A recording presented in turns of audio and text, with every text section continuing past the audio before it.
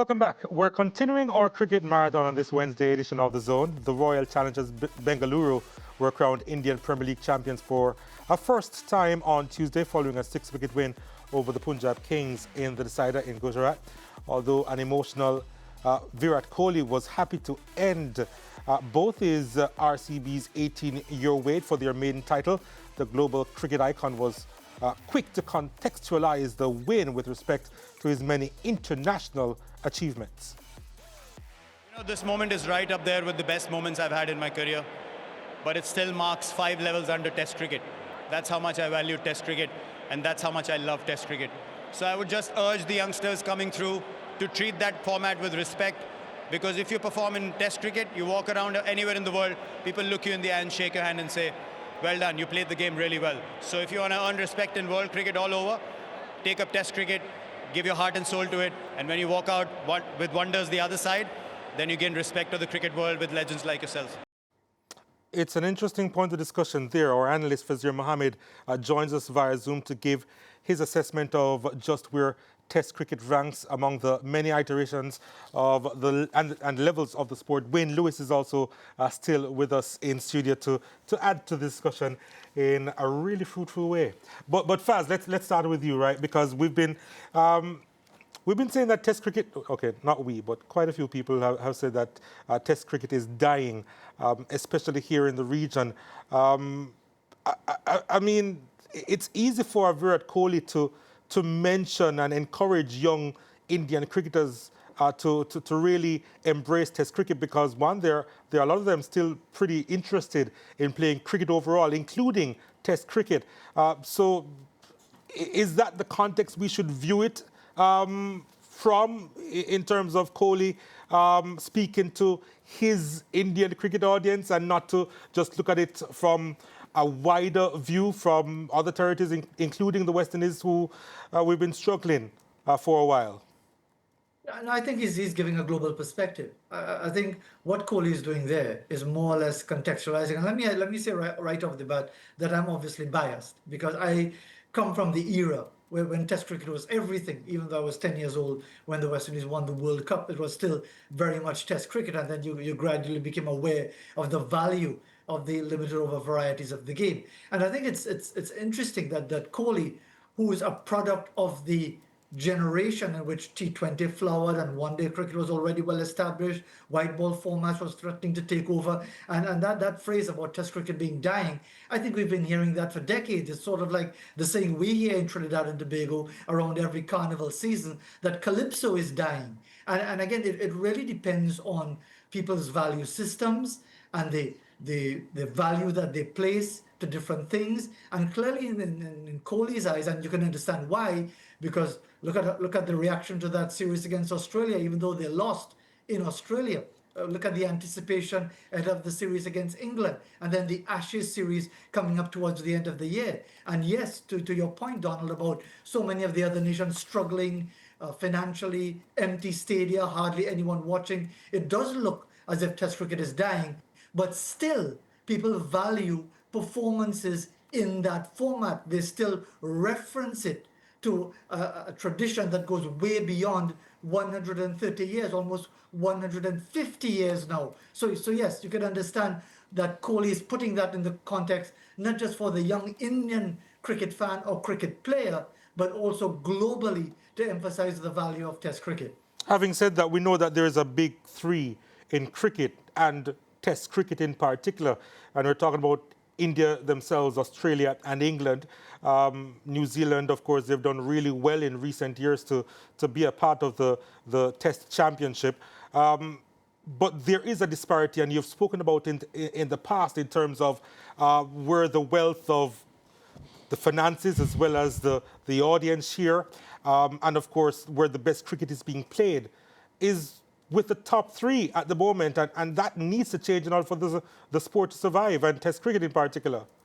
Well, that's where you can't say the ICC, because the ICC doesn't govern anything. They wait until they are told by the BCCI what to do, with some help from the ECB and Cricket Australia. That's a reality. People can dance around it how much they want. But the fact is that it's really up to the authorities in the respective territories. And that includes Cricket West Indies.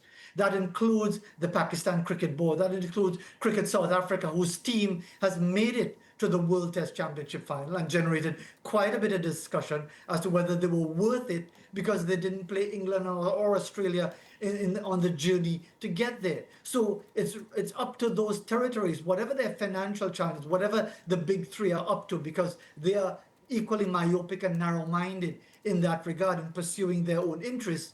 It's really up to those territories. If they value Test cricket enough and appreciate what it can be as a springboard to producing a quality base of international caliber cricketers, it's up to those territories to step up and get the sponsorship and get the resources to uplift their respective games. Wayne, your ears, of course, are on the ground in terms of knowing the types of talent that will be coming through as far as West Indies is concerned. And to be fair, we have seen one or two trickling of really good potential over the last few years. Is your view that there has been a decrease in talent? Are you of the view as well that Test cricket is kind of losing its luster in the region? I would never agree to that. I mean, I tell you, I was in Australia last year when just after West Indies won that second Test match to draw the series, 1-1, and I was flying around, you know, supporting the West Indies team in terms of the T20 games. And every time, every person who understands that I was a man from the Caribbean, they just came up to me congratulating me for winning that Test match and drawing the series. They were so excited, and they were saying that West Indies, I hope that you can get stronger and do well. The fact that we beat them in one of the T20s or so on, there's no biggie. You know, people are not going to judge you by T20 cricket or even 50 overs cricket. When West Indies is doing well, for example, England, you know, we're touring the West Indies, and I think we beat them the last 2 times. When we are doing well, you see the amount of persons going through the turnstile when we are doing well. Great crowds watching. It's just that the Jamaica, West Indian persons and supporters, they're very disappointed, they're very hurt, and they've lost some interest because the team is not doing well. I don't think it's because Test cricket is dying. Why? It's just that the team's not doing well. As soon as the team start winning big games against big teams, you will see the crowd coming back into supporting the West Indies cricket. You watch the Ashes, you watch Test cricket in India, you watch cricket in England, when those teams are playing full crowds, just like in the limited overs games. So I think as soon as we start to be more consistent, start winning games, you will see the crowd and the interest coming back into West Indies cricket. Because when I'm watching cricket, the genuine supporters of cricket love Test cricket. Most of the persons in the crowd and the full house in T20, they go there for fun and excitement and drinking rum and eating food and just mixing and meeting persons. They're not necessarily there to watch cricket. They're just going there for the atmosphere. But we, the ones who love cricket, I stay up till 3, 4, 5 in the morning watching Test cricket. Yeah, well, you could put your cards on the table in pretty much the same way that Fazeer just did, because he admitted at the outset that he has a bias based on his background and so on. When you're a top opener for Jamaica, starting in the mid-70s, you are playing primarily... I'm not as old as you, lads. I didn't start in the 70s. I started in the 80s. In the 80s? Yeah, way up in the middle of the 80s. Oh, yeah, you played between mid-80s and mid-90s? Yes. I'm sorry. I'm sorry. Thank you, because I can actually remember him playing cricket, so I was worried there for a second. Yeah. When you say Lance, know the days when Lance is by black and white TV. But I am here with or no color TV. Or no TV. For the purposes of our viewers, we are the same age, okay? We don't look at no that. I hear you. Anyway, the point I wanted to make, though, is that people our age feel differently about Test cricket than many of the younger people. But like Virat Kohli, I've heard many international cricket stars say the same thing that Virat Kohli has said in how much they value what Test cricket means. Why do they feel that way? Why would a Virat Kohli feel this way about Test cricket? And as I said, many like him who have played all formats specifically identify Test cricket as the purest form of the game and the pinnacle of the sport. You could break down for us exactly why these international players feel that way about Test cricket. Well, it's called Test cricket. You're tested all the time. The intriguing grinding and you see a team setting up a victory, just the ebb and flows of the game and so on over a period of time. It's just the intensity and the test. You're tested to the limit. Ultimate, to the limit in games. Look at Brian Lara, for example. Most persons don't realize and know that he scored 19 one-day international centuries. No one is talking about that. But you're talking about the 34 test centuries with the 400 and triple centuries and 9 double centuries that he has scored. That is where people want to watch. And that's what it kept me up till, as I said, the Ashes, for example. I watch every ball. When India is in Australia watching, I watch every ball, and I'm saying, when are we going to get West Indies playing Boxing Day test matches again in Australia? When are we going to get West Indies playing in August and September in England? We're not doing that at the moment because we're not as strong, but I'm hoping we get back there. Yeah, I heard a caller on a radio talk show this week talking about how much he loves Test cricket, and he was saying that he would lose sleep at night watching Bangladesh play Sri Lanka. But when the West Indies are playing a T20 series, no matter where they are in the world, he'll go to sleep. He'll miss it. But he'll watch Bangladesh playing Sri Lanka in a test match. Absolutely. I mean, when Bangladesh was here at Sabina Park, I was there every day. And when West Indies lost the test match, I was upset. People were upset. And it's Bangladesh you're talking about. We just beat Pakistan. Now we beat Pakistan and drew the series in Pakistan. Everyone is talking about West Indies after 20 years of not winning a test match in Pakistan. We finally did it, drew the series 1-1. So that is where the cricketers, the people who support cricket and love cricket, as I tell you before, most of the crowd in the stands, they're really not there to watch cricket. They're there for a good time. They're not here to watch cricket. We want to watch cricket. Yeah, and Faz, I want you, because I thought Lance asked a really good question just now in terms of what is it about the game of Test cricket, and Wayne gave a fantastic response as well. But I want you to expound a little bit more, Faz, and talk about the difficulties of Test cricket in being able to sustain a high level or high levels over long periods. So it's one thing to hit 3 sixes in an over and then you're out. It's a completely different thing to bat an entire day like Brian Lara and Jimmy Adams against Australia, to move your team from a losing position to a winning position. And those are the things you remember, and those are the sort of things that make Test cricket so special. It is, and I think Wayne has really expounded on it beautifully. There's really nothing further for me to add in that regard. But I think what adds to it is the history. You can't get away from it. Why do people get excited about Wimbledon? Why do people get excited about the Ashes series, as you referenced, or European Champions League or whatever? It's because there is a context of what would have been done, great deeds year on year on year. And therefore, that's why it's contextualized. And certainly for people like Virat Kohli, certainly for anyone who values their own stature in the game, they want to be seen in the context of the greats. And when you talk about the greats, you're going back into the 20s and the 30s and the 40s and the 50s. You're going back more than 100 years. And I think that's what adds to the stature of Test match cricket. We talk about Ashes series, which came into being in 1882.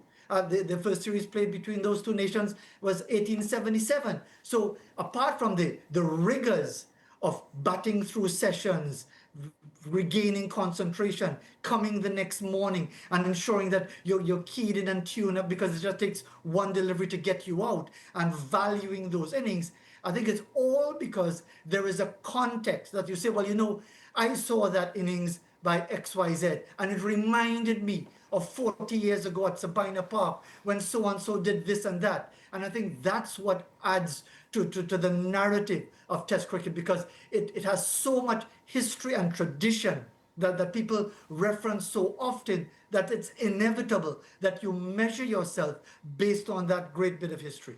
But the thing is that I feel as if we're just old men sitting having a glass of Pepsi, just talking about the good old days, right? And my question is... First of all, I'm not old. Yeah. And I love Test cricket. Right. And I don't drink Pepsi.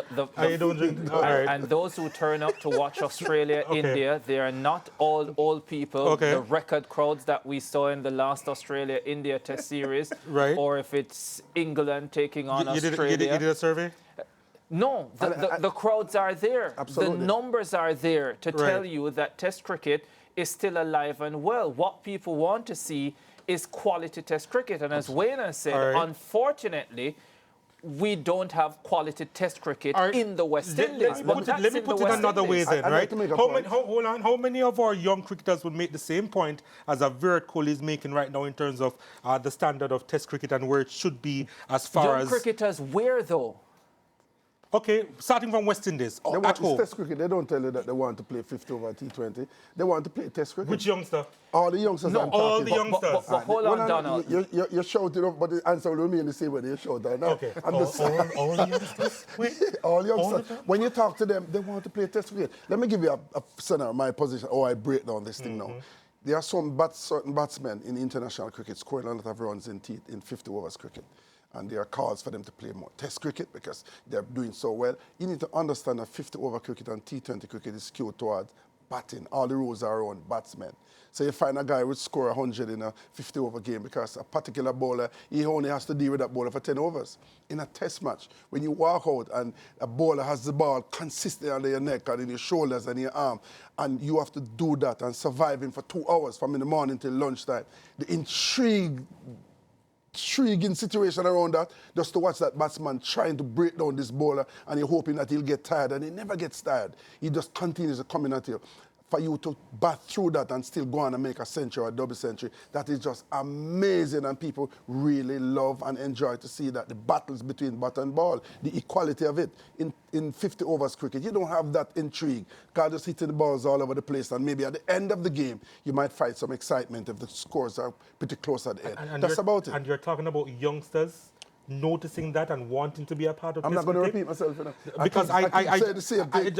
Okay, so with the, fans with the advent of T20 cricket as well, because that's what they're seeing on a regular basis now. One last question. I'm not suggesting that they're not interested in playing T20 or 50 over, but when you talk to them, they want to play Test cricket. All of them. They want to play Test cricket as well. Absolutely, that's what they want to play. Yeah. But if they get the opportunity with the money and the excitement and the shorter version of the game, I think T20 cricket has made a lot of cricketers all over the world very lazy. Lazy to the point where they don't even want to play 50 overs cricket. It's just too long. They're not fit enough anymore because they're not preparing themselves physically and mentally for the rigors of Test cricket. So they go on the board 4 overs or they bat 20 overs. But they're not going to bat 20 overs. That not sound sustainable though. People are playing for 10, 15 years and making a lot of money. Oh, so Test cricket is dying then? Okay. It is not dying. No. It's not. Well, It's not dying, Donald. That's Far the from problem. it. No, You if can't look- players are hold not on. interested in playing the game because... But hold on, Donald. the established ones. No. Not everybody. You can't look at record crowds in the biggest Test series across the world and then in the same breath tell me that Test cricket is dying. Test cricket is dying in areas where the teams are not doing well.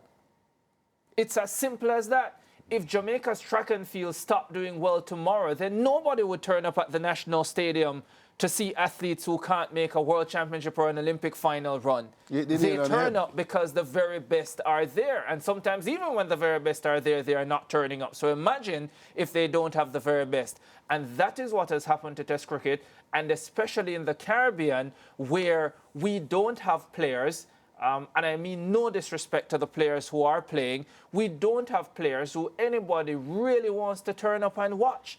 And therein lies the problem. But It's not only about the Australians do, but also about the team, because the team is also not winning. So it's But when they're winning, a double-edged sword. Fazir, do you agree with any of what these two are saying here? Because I want to know if I'm alone on this. I don't think you're alone, Donald, because I think one of the realities is that the state of Test match cricket in the Caribbean. I mean, you could dress it up how much you want. When Australia come to the Caribbean in a few days, for the 3 Test matches, the grounds are going to be almost deserted. And I would be surprised if it's anything other than that. I'll reference when Jason Holder scored a double 100. Shane Dorrit scored a century. West Indies were on the verge of thrashing England at Kensington Oval.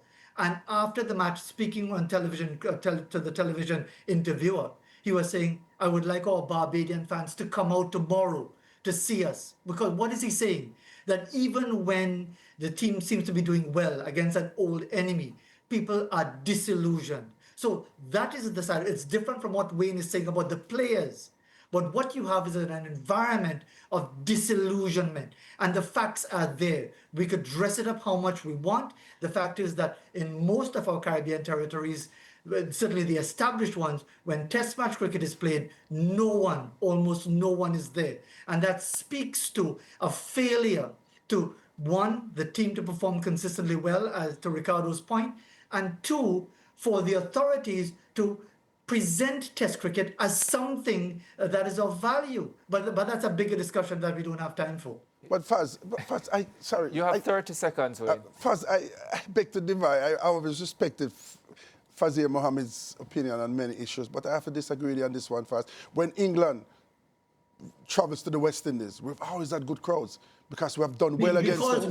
No, I just want to finish. I want to finish. Let me I want to finish my point. Because the good crowds are 90% English. Yeah. Remove the English fans, and how many people do you have in the crowd? I think the percentage is kind of high. I don't know the way you have done a real study to say 90%. But I understand the point you're making. but I'm just saying, no, the Australians... Why are we debating this when we've said that Caribbean people are not turning up to watch Test cricket because the team is not doing well enough? Remember, I'm a guest here now. I'm not one of the co-hosts, so you have to give me some time to explain myself. I'm only saying the Australians, I don't get that impression. I think if the Australians are here, they're coming here for the first test, started on the 25th of June. I'm telling you that I think the crowd support will be good because Australia is one of the big teams in world cricket. When define good, though. Yeah. Because I'm pretty certain that it will not match the crowds that we would have seen in the 80s and 90s. I'm not suggesting we're going to match it, Lance. So what is good then? What is good? It's all about the circumstance and situation you're in. I think when you watch the game, you will see a few thousand spectators. A few thousand? Yeah, spectators within the stand, rather than back in the days when you have hundreds or less than 100. You will not see that type of crowd. I think you get some support. I was with you until this point. And I'm an incurable optimist. I am thinking that people will come out and watch Australia play against West Indies. I'll just say that fans in the Caribbean are not turning up to watch Test cricket. We just drew a series against them 1-1 in Australia. The team isn't doing well consistently enough. Wayne, I promise you, most of the Caribbean and I'm adding fans to that, have based on a year ago, based on the performances. No, I'm saying the last three series we played, we drew them. We drew in Australia, historic occasion. We drew in Pakistan, another historic situation. And yes, we drew 1-1 with Bangladesh in the West Indies. But I'm saying but we didn't win away. But we drew, we didn't lose either. The fact that West Indies beat Australia in Australia, and they are coming back now, and we are so euphoria and excitement around celebration of 50 years, I think people will come out and support. I think Wayne has to define what he means by the crowd being good.